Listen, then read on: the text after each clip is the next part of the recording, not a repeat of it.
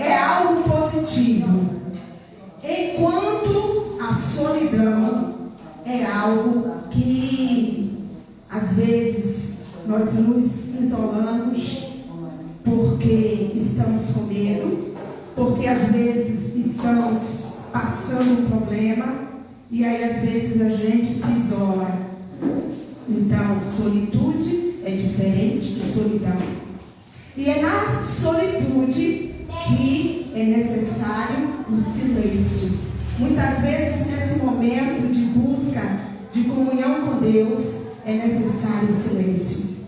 E eu vou até deixar uma das missões aí, é que quando você for orar, quando você for ter esse momento de solitude, esse momento a sós com Deus, ore, fale com Deus, mas você vai reservar um tempinho para Deus falar também contigo, para você sentir Deus falando contigo. Mas às vezes a gente vai dizer assim, mas eu não ouvi, eu não ouço a voz de Deus. Mas às vezes quando você para e você sente aquela alegria, quando você sente aquele arrepio, quando você sente aquela coisa, aquela sensação gostosa, é Deus se revelando, se manifestando a você. Então é necessário sempre nós, quando estivermos em oração, nós deixarmos também Deus ministrar no nosso coração. E é tão bom quando a gente deixa Deus falar conosco, quando a gente reserva um silêncio para sentir Deus conosco. E nessa tarde quero trazer um exemplo de Maria e Marta. Marta estava inquieta. Vamos abrir a Bíblia lá no livro de Marcos. Como eu estou falando, a gente hoje vai viajar nas Escrituras. Lucas 10. Pega a alta mão. Lucas 10, vamos lá. Jesus amado. Oh, glória a Deus. Lucas 10. Eu vou ler, as irmãs vão acompanhando. Marta e Maria. Olha só. E aconteceu que indo eles de caminho, entrou numa aldeia e certa mulher por nome Marta o recebeu em sua casa. Observa esse detalhe. Marta recebeu Jesus na sua casa.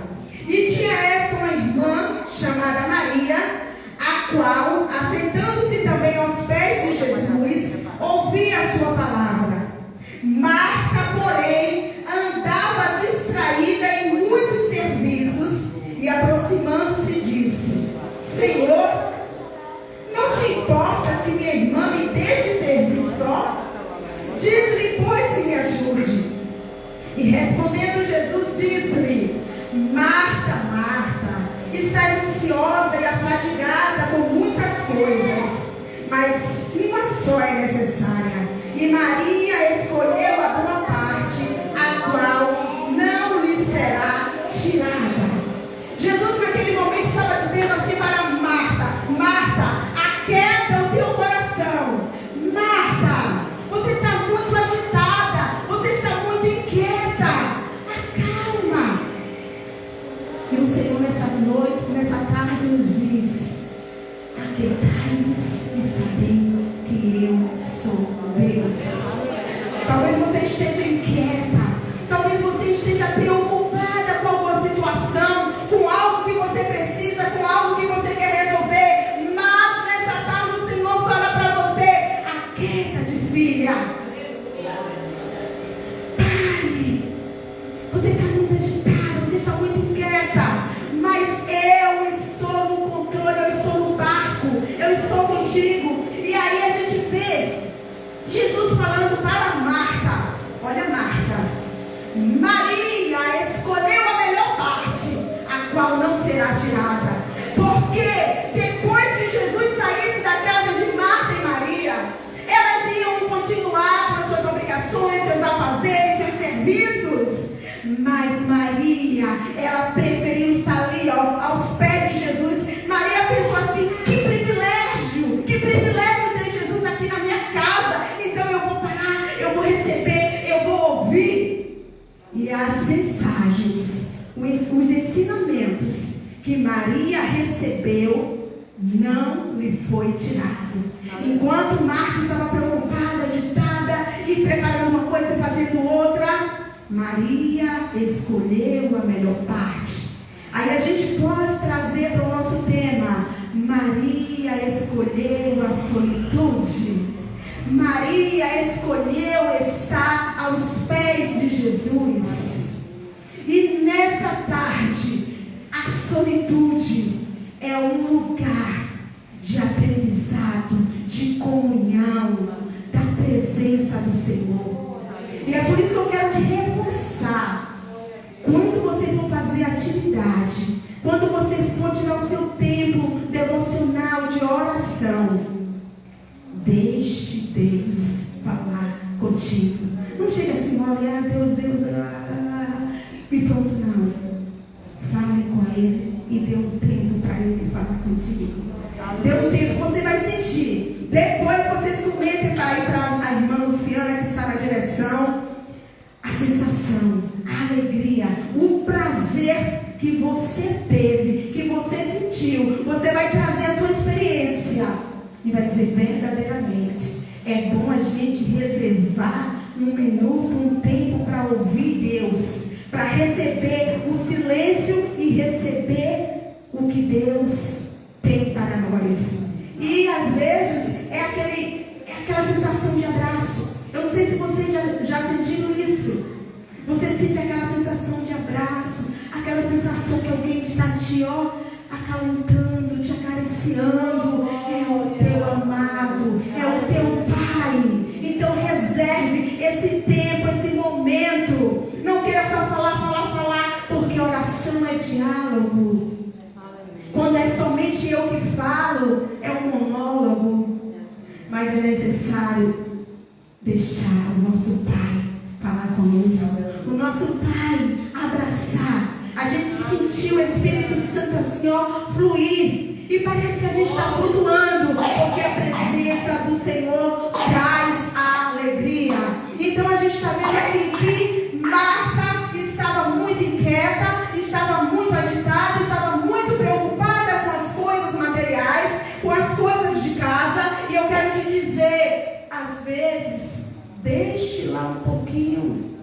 Às vezes é difícil, às vezes até para quem tem algum transtorno de uma mania, e aí quer tudo limpo naquela hora, e aquela agonia como Marta. Mas deixe um tempo para o Senhor, aleluia. Faça como Maria, reserve um tempo na presença dos pés do Senhor Jesus. E aí eu falei de solidão e solitude. Eu coloquei aqui vamos dizer assim, o significado, né? O contexto de solitude. Solitude é um estado temporário, voluntário e positivo. Ao contrário da solidão, que é involuntário, negativo e que tende a ser mais duradouro. Já a solitude é gostar, ter o prazer de estar a sós com você mesma. Então, nessa tarde, às vezes a gente esquece que nós temos um Deus que está a todo momento, a toda hora, cuidando, olhando, velando, zelando de nós. E nessa tarde, o Senhor está te chamando a um momento de solitude, a um momento a sós com Ele. O exemplo de Maria. A solidão é um silêncio sem Deus, é um vazio. A solidão, eu vou trazer exemplos aqui de personagens bíblicos a respeito de solidão, a respeito de silêncio e de solitude. Então, nós vemos que Elias ali, ele estava em um momento de solidão. Você pode conferir isso na palavra de Deus no livro de 1 Reis, escola dominical. 1 Reis, aleluia. 1 Reis, capítulo 19. Vamos entender esse contexto de Elias. Elias foi um homem que entrou no cenário da história em um período em que a nação de Israel estava corrompida, estava envolta na idolatria. Quem governava aquela nação era o rei mau, um rei idólatra, que tinha uma esposa, uma rainha idólatra, chamada Jezabel. E aí, Elias entra nesse contexto. Ele vem de um lugar, vamos dizer assim, o lugar que Elias morava era o interior da cidade. Era um lugar que não era falado, é um lugar que a gente nem vê muito nos mapas, mas de um lugar simples, de um lugar sem notoriedade. O Senhor traz um homem com uma missão extraordinária, que deixa lições para nós, e fez grandes feitos. Não importa o lugar de onde você veio, o que importa é onde você está. E você está na presença do Pai. Você é filha do Rei. Então tome posse, levante a cabeça, ponha a tua coroa, porque você é filha do Rei. Aleluia. Então vamos voltar para Elias. Depois daquele desafio lá no Monte Carmelo, apenas Elias, com 850 profetas idólatras, 450 profetas de Baal e 400 profetas de Acera, ou Acerá. Num total, às vezes a gente só fala que era 450, a gente esquece no detalhe de mais 400. Então Elias estava ali diante de 850 profetas. E Elias lança um desafio. E aí Deus responde, todo mundo já conhece essa história. Deus responde Elias com fogo. O milagre acontece. E Elias depois ele fica frustrado. Elias ele fica decepcionado, porque ele pensava que com aquele milagre a nação, o rei Jezabel, fosse se render ao Deus Todo-Poderoso. E nada disso acontece, ao contrário.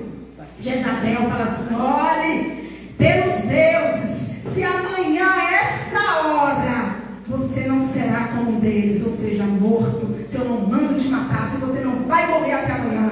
E aí entrou o desespero, entrou o pânico, entrou o medo, e Elias foi se esconder. Elias foi para a caverna, Elias foi para o deserto. E a Bíblia diz que Elias foi para o deserto, chegou lá no deserto, se deitou e dormiu.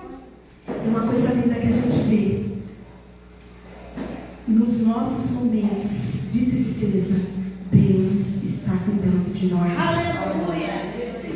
Princesas do Senhor, aleluia, princesas do Rei, Ele cuida de cada uma de vocês. E aí eu vejo o seguinte, que Elias está lá dormindo,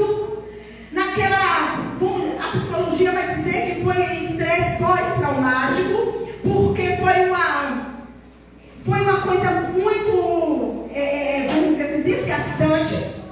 A Bíblia fala que da manhã até o meio-dia, os profetas de Baal gritavam e clamavam e se retalhavam e se automutilavam e nada acontecia. Quando chegou na hora de Elias mandou reparar o altar, fez toda aquela limpeza. E o que acontece? O fogo desce. O fogo desce e consome toda aquela oferta, todo aquele sacrifício. E aí Elias fica com medo, Elias vai para o deserto. E quando Elias está lá naquele sono profundo, naquela depressão, a Bíblia diz que o anjo do Senhor chega para Elias. Olha que coisa linda. Pare para observar. Eu sempre falo lá na igreja o seguinte: quando você for ler a palavra, seja um personagem da história, para você compreender, para você entender. E eu acho isso, para mim, funciona de uma maneira extraordinária. teste da mesa, você ainda não fez isso. E aí Elias está lá cansado, naquela depressão, naquele sono profundo, e o anjo chega, toca em Elias. Nessa tarde, sinta o toque do Senhor na tua vida. Sinta o toque, sinta a mão do Senhor na tua vida, na tua casa, no teu coração, arrancando essa solidão, arrancando essa tristeza e te chamando a um momento com Ele. Aleluia! E o anjo chega ali e toca em Elias. Eu fico imaginando a cena. Elias está lá e o anjo. Elias, acorda, Elias. E Elias acorda. E no momento, a depressão, a angústia era tão grande que Elias nem se deu conta que o anjo estava ali do seu lado. E aí o anjo fala para Elias: levanta e come. Oh Deus da provisão. A Bíblia diz que ali estava o pão, sobre a brasa, pão cozido. Então significa o quê? Que aquele pão não foi preparado ali, porque a brasa ia apenas assar o pão. Para refletir.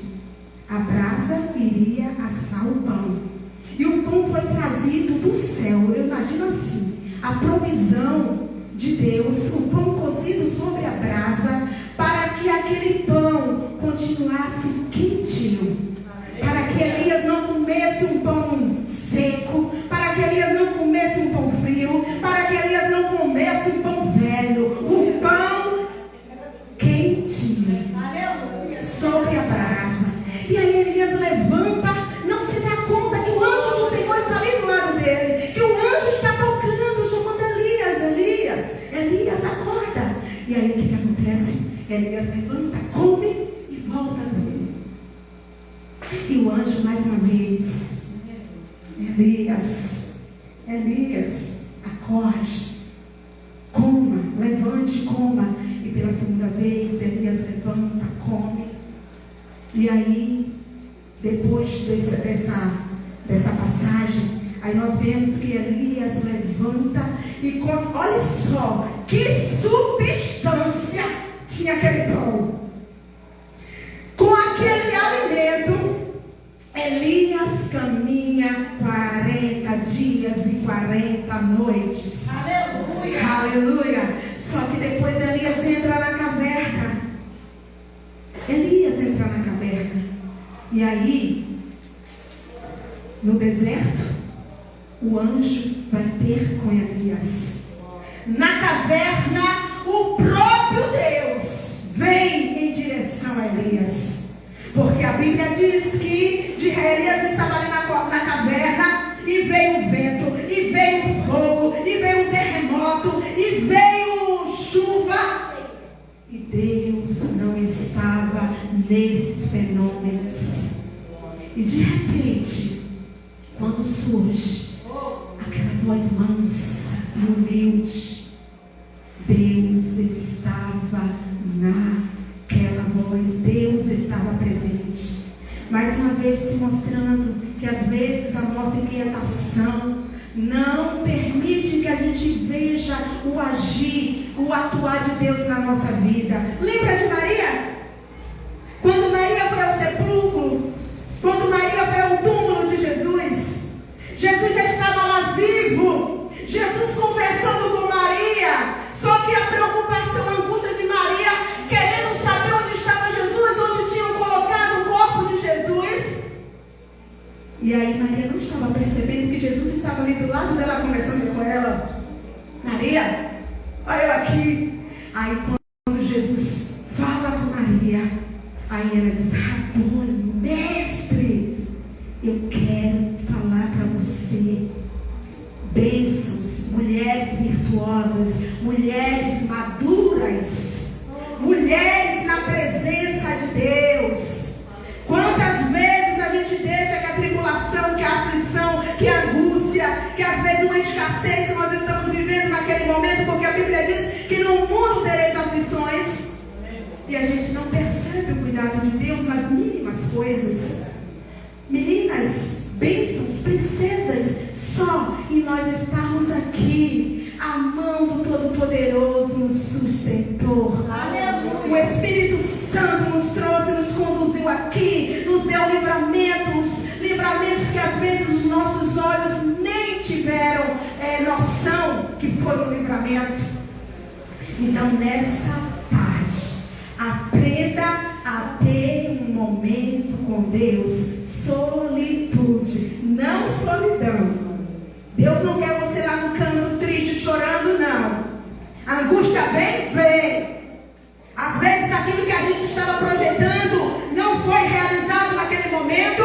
Levanta a cabeça, porque o Deus que você serve é o Deus poderoso, o dono do ouro e da prata. Oh glória, vamos lá. E aí, mais um exemplo de solidão. Eu sempre gosto de trazer esses exemplos. Mais um exemplo de solidão. A mulher samaritana. A mulher samaritana estava lá no poço naquela hora porque ela queria solitude? Não. Ela estava ali porque ela queria isolamento. Ela queria distanciamento. Mas a Bíblia fala que Jesus mudou o seu itinerário. Jesus mudou o seu percurso. Porque Jesus queria ter um encontro com aquela mulher. Jesus queria ter um momento, vamos dizer assim, de solitude com aquela mulher. E aquela mulher, quando teve esse momento com Jesus, ela não foi mais a mesma. Porque ela ia àquele horário ao poço, porque ela não queria contato com as outras mulheres. Ela não queria ser constrangida. Então ela ia justamente no horário que nenhuma mulher estava ali no poço. Mas engano dela, porque na hora que ela foi, o Senhor Jesus já estava lá esperando ela, sentado. Aleluia! E aí ela se assusta, ela se alegra, ela fica, como pode isso? Como é que pode? Porque Deus, Ele pode todas as coisas. E Jesus trabalhou na vida daquela mulher. E pelo que eu entendo, ela saiu daquela solidão e foi viver a solitude com Cristo, vivendo, falando, sendo uma missionária, testificando do amor de Deus para aquela comunidade, para aquele povo. Aí a gente vai falar agora do silêncio. O silêncio, um exemplo eu sempre trago. Acho que eu já falei aqui desses exemplos, mas é bom sempre a gente estar rememorando, relembrando. Um exemplo de silêncio, Abigail, uma mulher sensata. Todos aqui conhecem a história, de Abigail, Nabal. E aí, ela não falou nada. Ela tomou a postura. Às vezes é necessário você levantar e tomar uma postura de filha, de eleita do Senhor Jesus e agir. E ela fez isso. Ela levantou, chamou os seus servos, preparou mantimento, preparou água, preparou e levou e foi ao encontro do Davi. A Bíblia diz que quando ela chegou, Nabal estava tomado, embriagado. Ela, não falou nenhuma palavra grande nem pequena, assim diz a Bíblia. Ela esperou o momento de falar. Solitude é a gente aprender o momento de falar, o momento de calar, o momento de agir. E aí, ela não falou nada, ela ficou em silêncio. Eu não vou ler para a gente ganhar tempo, mas eu trouxe as referências. A Abigail está em 1 Samuel, capítulo 25. Outro exemplo de silêncio, os amigos de Jó. Está lá em Jó 2:13. Jó, depois de todas aquelas perdas, de todas aquelas privações, gente, que sofrimento. Mas Jó, ele permaneceu fiel ao Senhor. E lá no livro de Jó, capítulo 2, versículo 13, diz que seus amigos foram ter com Jó. E por 7 dias, eles ficaram em silêncio. Porque eles perceberam que a dor de Jó era tão grande, que eles resolveram se calar e ficaram em silêncio. Deus, nessa noite, fala ao teu coração. Costume de Jesus, sem falar noite. Nessa tarde, o Senhor fala ao teu coração. Saiba o momento de calar. e o momento de falar.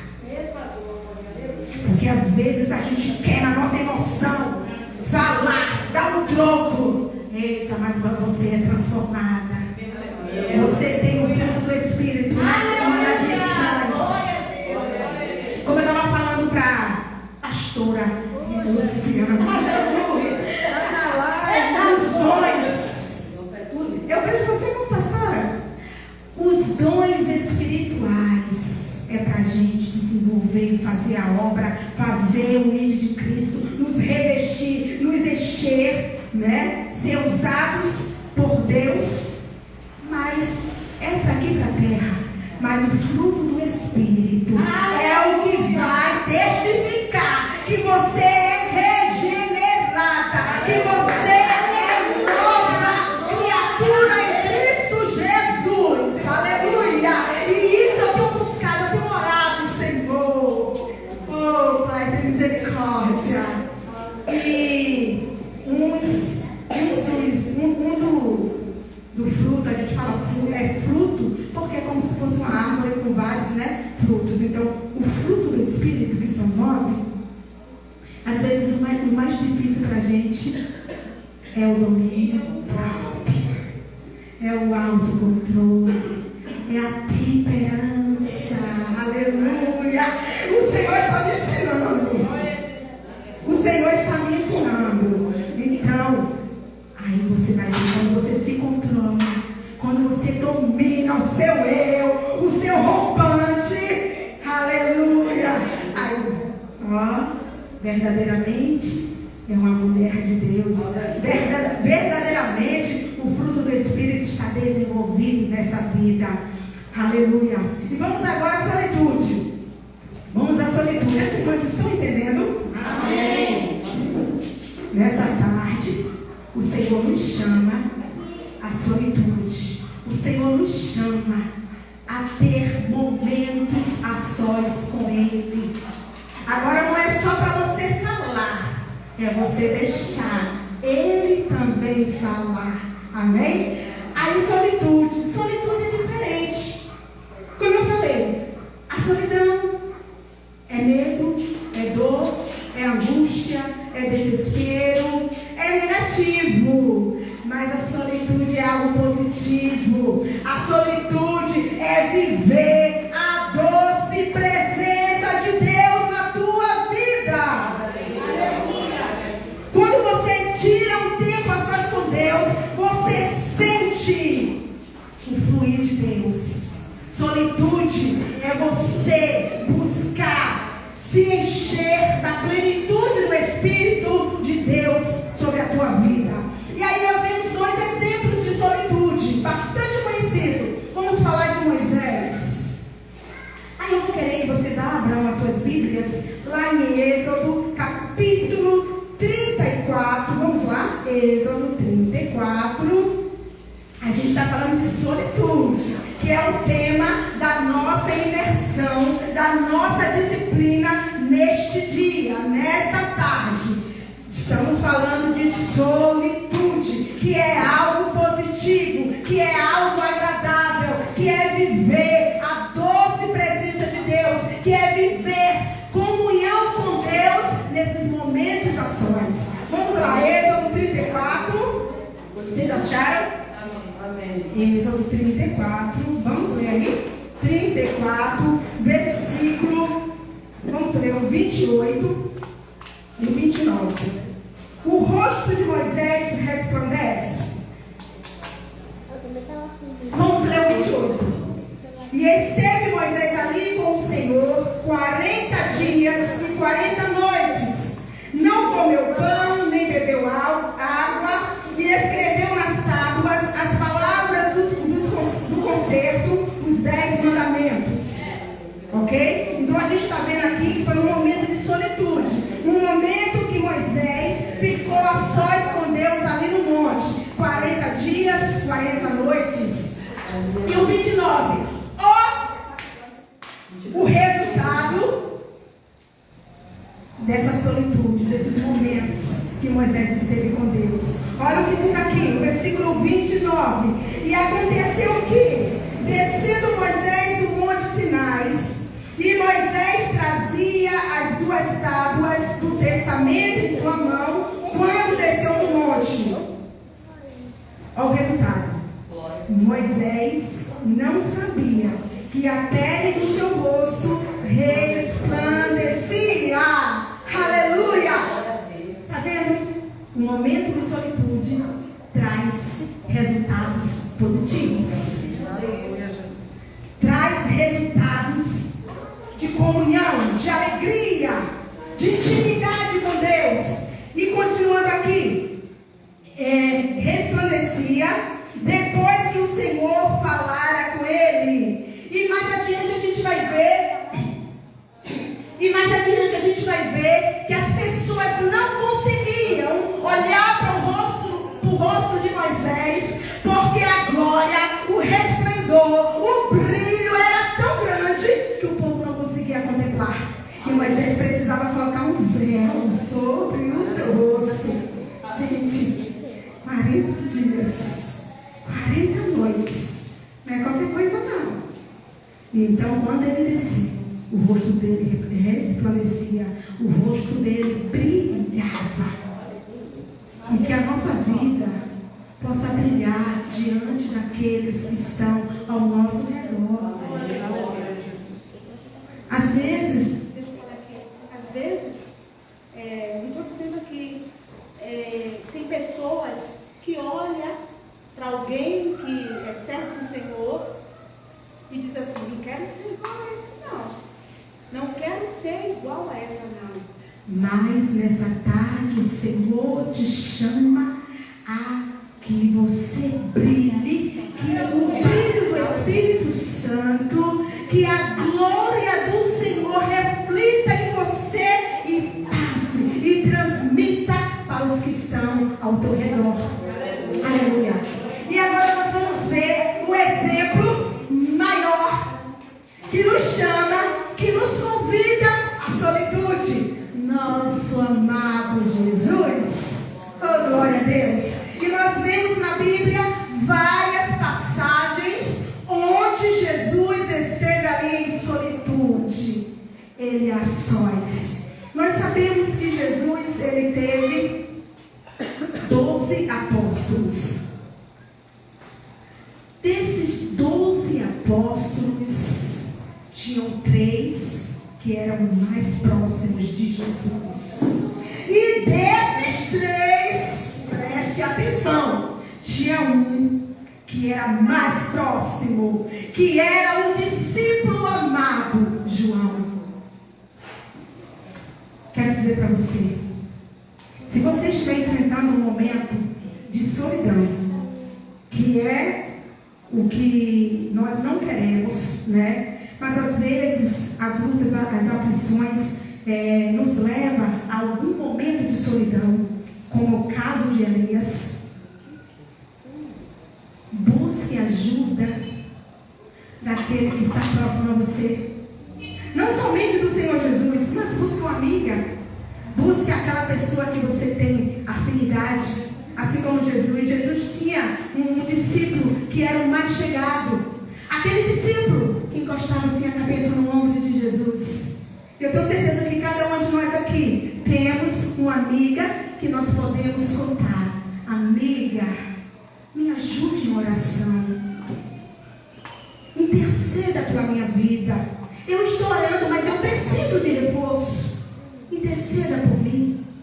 Apresente a minha vida, apresente a minha causa a Deus. Me ajude.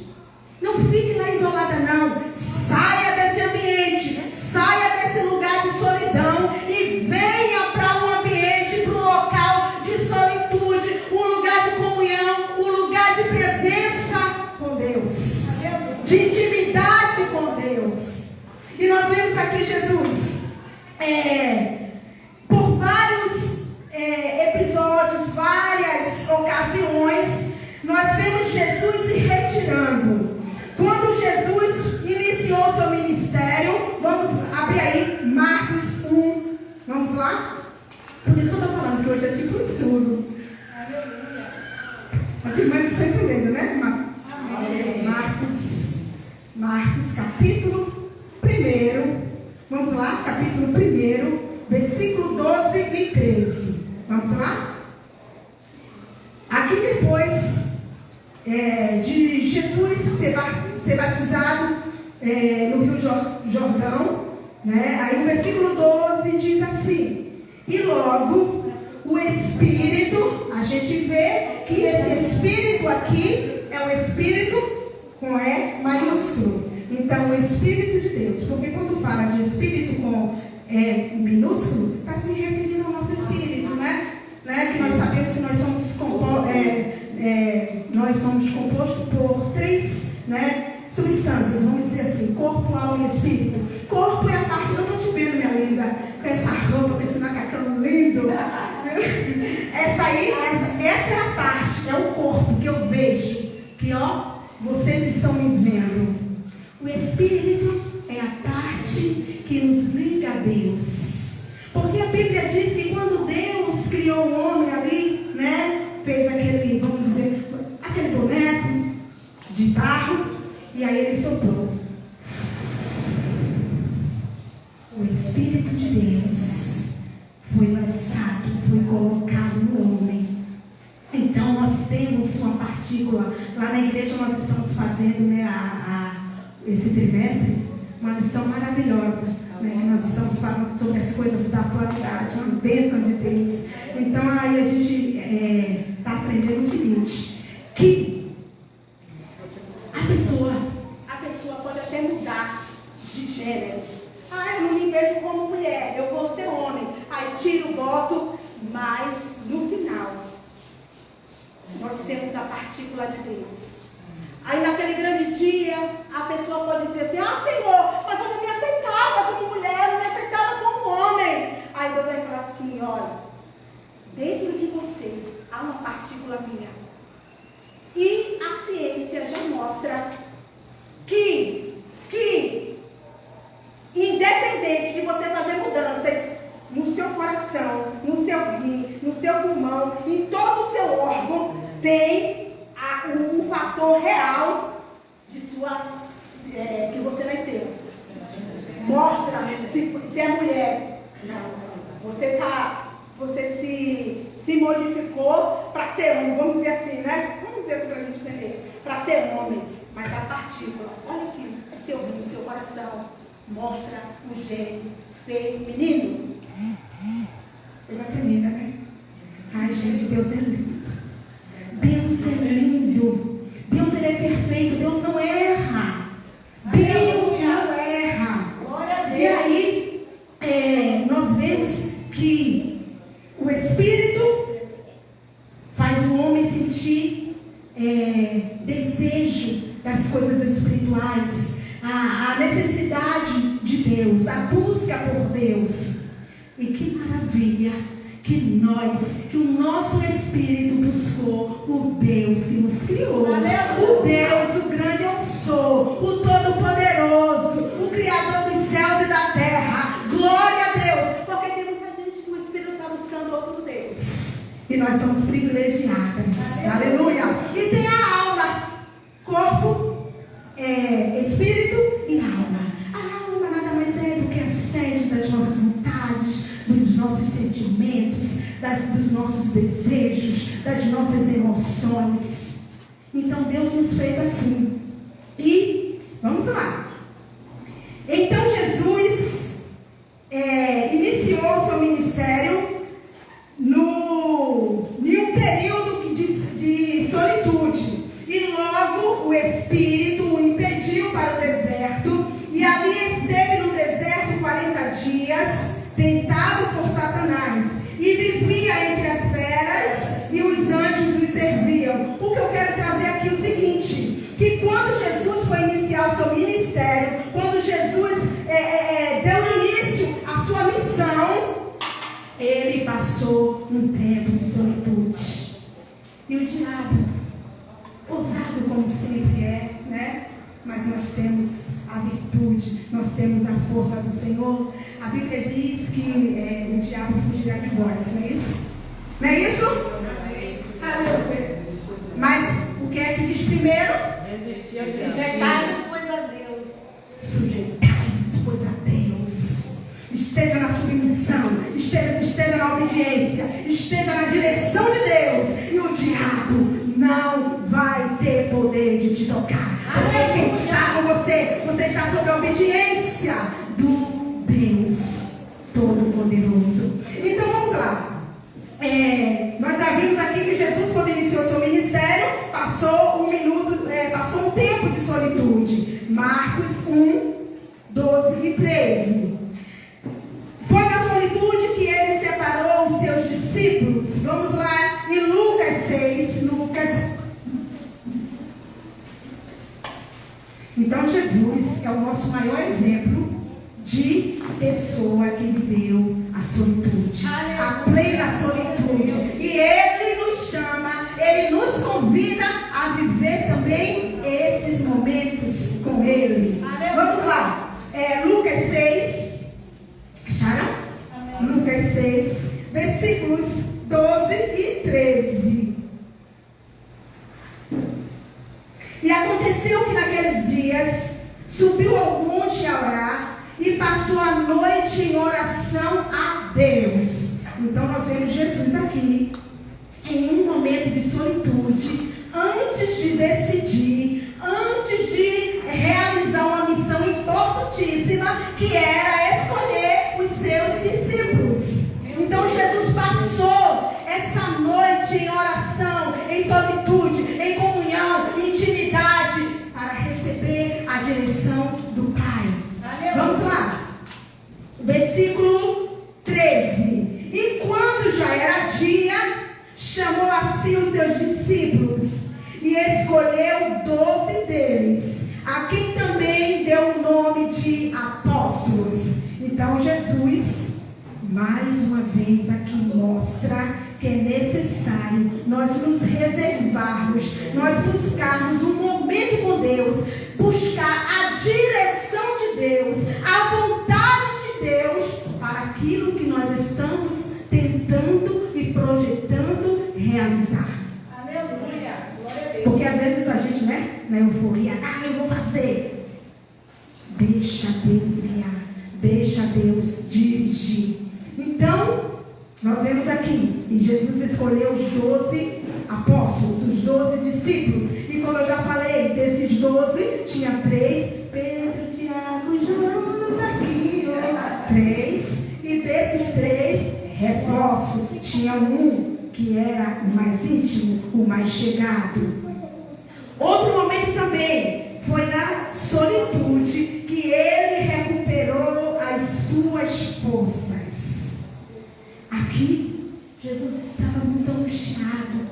A alma de Jesus estava em agonia, em angústia, em tristeza, porque ele sabia que estava chegando a hora, aleluia, de ele realizar a obra perfeita, o sacrifício perfeito e eterno, que era morrer na cruz do Calvário. Aleluia. E nós estamos aqui, lindas, porque Jesus já pagou lá. Aleluia! Glória! Jesus já sofreu lá. E às vezes a gente está achando que está sofrendo, né? Então Jesus já padeceu, Jesus já pagou. Ele já cravou na cruz do Calvário. Ele cravou na cruz do Calvário a cédula que era contra nós. Aleluia! E nos justificou. Daqui a pouco eu vou falar uma experiência minha. Quando você for afrontada, estou falando aqui no feminino porque só tem meninas, né? Quando você for afrontada, quando de repente você for caluniada, deixe Jesus te justificar. O que é justificar? É te fazer inocente, é te fazer sem culpa. Aleluia! E ele nos justificou, aleluia. Aquela Veronice, eu nasci no Evangelho, glória a Deus. Mas se fosse o caso, cheia de lodo, cheia de pecado, imersa na profundeza ali. Aí de repente Jesus fala assim: filha, você não deve nada. Você está justificada, você está limpa, você está perdoada. Tome posse, porque às vezes nós ficamos com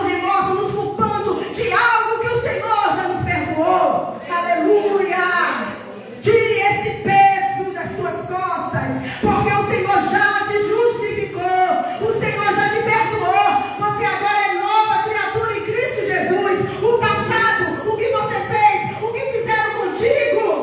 Aleluia. Olhando para o alvo, eu prossigo, esquecendo-me das coisas que para trás ficam. As coisas que para trás ficam. Então, prossiga para o alvo. Prossiga.